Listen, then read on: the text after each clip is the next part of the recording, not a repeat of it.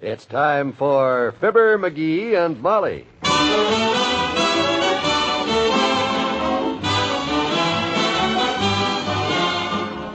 Sundays through Thursdays, NBC brings you Fibber, McGee, and Molly transcribed. The show is written by Phil Leslie and Len Levinson and directed by Max Hutto.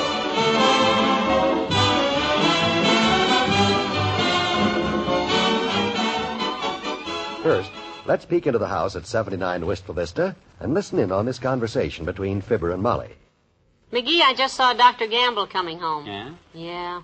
He sure looks tired. What he needs is a long rest and a change of scenery. That's the advice he's always given me. It cost me $5 besides. Well, I'm afraid there's no rest in the cards for Dr. Gamble this year, dearie.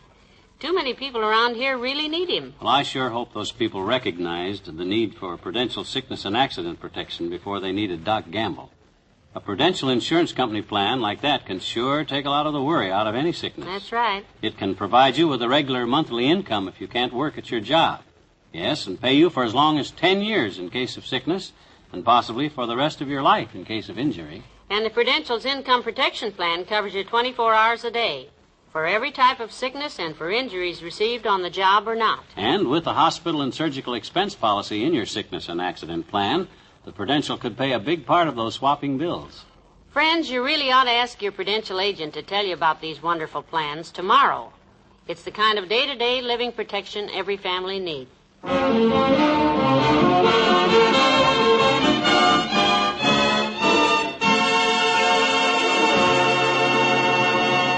There's a news item of considerable interest in today's Wistful Vista Gazette. At least it's of interest to Mr. McGee, who comes into the house yelping. Hey, Molly, did you see the paper? See the news in the Gazette? Well, if you're referring to the copy of the Gazette which you just brought in out of the yard, no, I haven't seen it. What's the big excitement? Tax cut? Nope, I'll show you. Look at that, kiddo. There, right there, see it? No. The only item I see is a scrib that Governor Pottle is in Wistful Vista for the day. That's it. Don't you get it, Molly? The governor's in town. Hooray. Now, if you'll excuse me, I've got to shuck some peas. Look, Molly, evidently you don't realize the possibilities of this little item. Do you remember back a few months ago when a certain charity baseball game was played here and a certain husband of yours was chosen to be the umpire? You remember what happened? Oh, indeed I do. Well. The governor was there and threw out the first ball, and by some misfortune, he hit said umpire right square on the noggin and knocked 2 colder than yesterday's mashed potatoes. Right. And I've been watching the papers ever since, just waiting for the gov to get back to town. Why, you want him to bean you again? No. I have a small request for the governor, Tootsie. All I want is him to hand me a nice, soft, important, well-paid state job, that's all. That ball hit you harder than I thought. Look, Governor Pottle's got thousands of state jobs to hand out every year. And to whom does he hand them out to? To people to whom he's obligated to. That's to whom he hands them out to whom. Do you mean that because he... Exactly. If you can think of any better way to get the governor obligated to you than by having him bop you on the skull with a baseball in front of 10,000 witnesses, you name it. My goodness, I'll never understand politics. What sort of job did you have in mind? Senator, judge, or... No, I was thinking of something a little more dignified, my dear. Oh, like, well, I wonder how much a regent makes. A regent? They got a whole board full of them, you know. You know, for the colleges and universities. I've heard of them. What does a regent do? Go to all the football games, make speeches at graduation, and do all the expelling, I guess. The duties don't worry me a bit. It's the salary I want to know about before I agree to go into such... Company, come in. Oh, hello, Dr. Gamble. Hiya, Molly, and good afternoon to you, Ironhead. Hi, Fever Feeler. I thought you might like to know that the gent who crowned you with a baseball is back in town. In case you wanted to get out your Louisville Slugger and return the favor. Well, thanks for no news at all, Docky. It's in the paper. Oh? Matter of fact, I was just getting ready to look the gov up and brace him for a high state position. Such as what?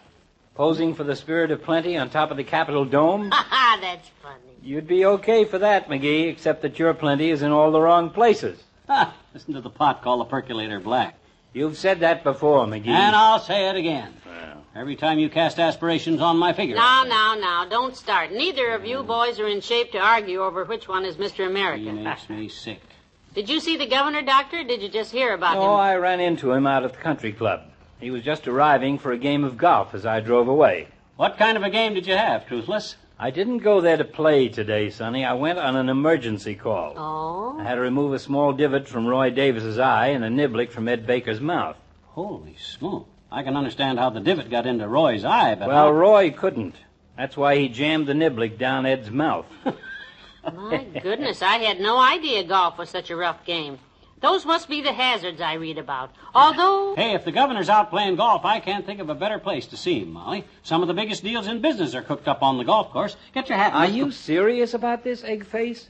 You really going to hit the governor for a job? He hit me, didn't he? He figures one good hit deserves another. You know, I had a patient who got into a situation like this one time, McGee, where a public official owed him a favor. Really? What happened, Doctor? Well, he was coming out of a bar one night and tripped over a justice of the peace and took a fall that broke his wristwatch. Yeah? He figured the judge owed him something, and he told him so, and the judge agreed with him. Yeah? What'd he give him, Doc? 30 days. Oh. I hope you have better luck. So long, Molly. Bye. I bet he just made that up, maybe. Oh, sure. Well, come on, kiddo. We're wasting time. Run, put your face on. I'll run, put my hat on. We'll go put the arm on the governor.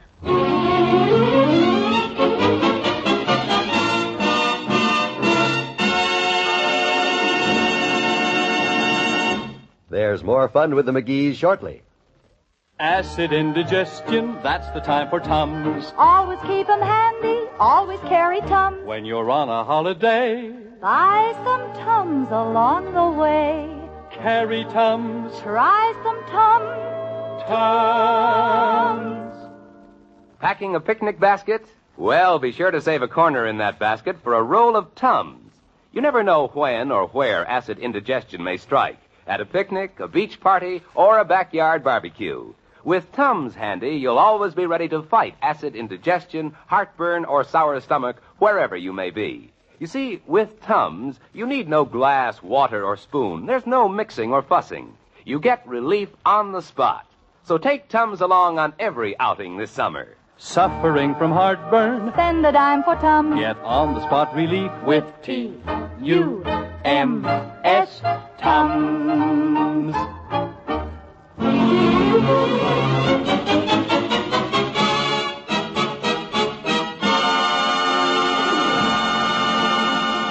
Come on, Molly, down this way. You think it's all right for us to walk out here on the golf course? Don't you think we should have waited in the clubhouse for the governor? That whole mob in the clubhouse is probably waiting for him. We'll beat him to the punching. Hey, there he is, over on the tee. Come on. Not so fast, McGee. These high heels were never meant for walking on grass. You're not supposed to wear high heels. Oh, hi, Governor. Welcome to Wistful Vista. You know who I am, don't you? Of course, but I already have a caddy, as you can see. Caddy, I'm Fibber McGee. Oh, I know why you don't remember me, Gov. The last time we met, we didn't. Didn't what? Meet. You socked me on the noggin with a baseball. Now I'll bet you remember. Oh, yes, of course. We went to school together. Bailey High, wasn't it? See, McGee, that's not the first time he hit somebody. Go ahead and tee off, Governor. The reason I dropped out here to renew our friendship... Quiet, will you? The governor is addressing the ball. Oh. I've heard some of the governor's addresses, and my sympathy is with that ball. Hush.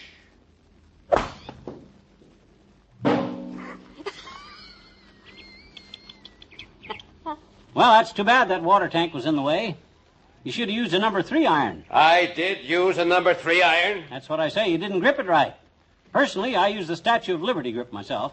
You know how she holds that torch. Well, sir... Do you mind if I play now? No, not at all. You don't disturb me a bit. Now, Gov, if you hold your club straight up in your right hand... Hey, what are you doing with your club up? I was talking to the Gov here. If you don't zip your lip, mister, I'm going to bring this brassy down so hard. Don't you dare. Ooh. McGee's already been knocked out by the governor. What is this And- talk about me having assaulted your husband, madam? Don't you remember? On the 22nd of June, 1954, the All-Star game, you threw out the first ball. And that stupid hick of an umpire walked right into my pitch. That was me. Oh, excuse me. Sorry, I didn't recognize you standing up. What you want me to do, lie down unconscious before you apologize? But, my good man, I did apologize to you in the dressing room at the ballpark. Not while I was awake to hear it. Ain't that right, Molly? Right. Well, Governor, if this fella didn't hear your apology, why don't you repeat it now so we can play some golf here? Of course. I apologize. Your turn to drive, Sam. All right, boys. Watch this one. Now, just a darn minute, Buster. Is that all I get? 2 words? I apologize for being knocked stone cold in front of 10,000 witnesses and carried off the field on a stretcher with my arms and legs flopping every which way for everybody to laugh at? If you were unconscious, how do you know everybody was laughing at you? I saw the newsreels 6 times. Hmm. Oh, the humiliation of it, and the pain, and the humiliation, and the pain. But did I rush out and file a suit for damages against you, Gov? Did I, Molly? No. Oh. Not yet. Say, why don't you? With all those 10,000 witnesses to testify, I bet Now, see here. Nope. I wouldn't do a thing like that, Molly. Why, the case might come up before one of them judges who didn't get his option picked up by the governor. You know, a judge who would automatically soak him big damages. Have you two been talking to the opposition? Are you out to ruin my political prospects? Oh, no, Gov. Only speaking about political prospects, what you think of mine? Let's not waste any more time, Governor. Just wait a minute, Kenny. McGee, your political prospects, Thinking of running for office? No, what I got in mind is more the office seeking the man. You know, there must be all kinds of a position you got waiting while you're looking around for the right pair of shoes to fill the top of the desk with. Well, Kenny here is on my staff, McGee. Handles all the patronage. What do you think, Kenny?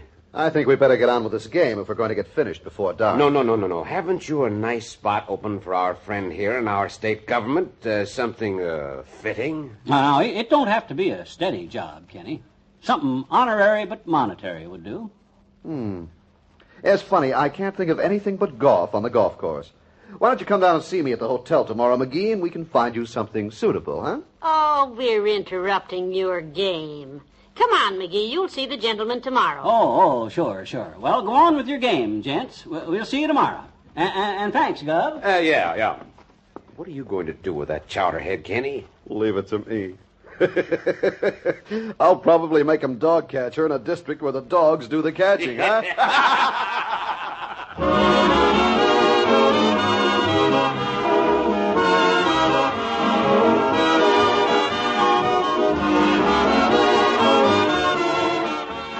We'll say goodnight to Fibber and Molly in a moment.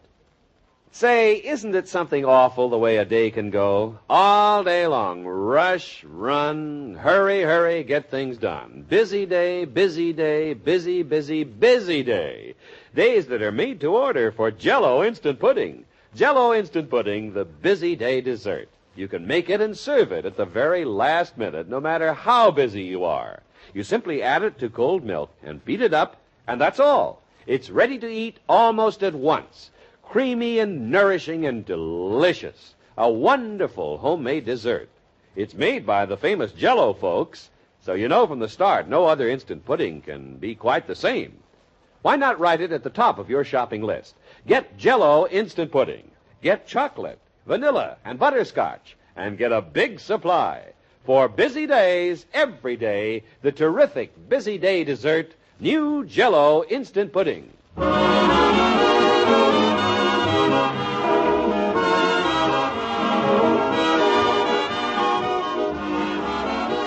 This may be the start of a great political career for me, Molly.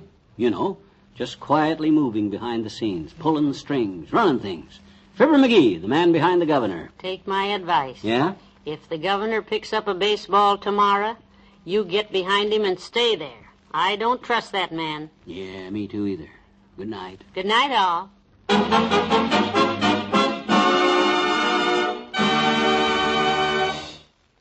Fibber McGee and Molly is an NBC Radio Network production transcribed, with Arthur Q. Bryan as Dr. Gamble, Jack Mather as the governor, Hy Averback as Kenny, and Herb Vigran as Sam.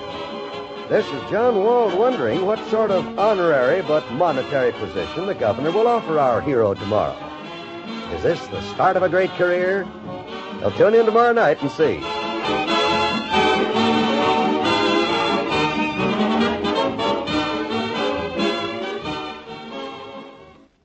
Join the great Gildersleeve and all his friends tonight on the NBC Radio Network.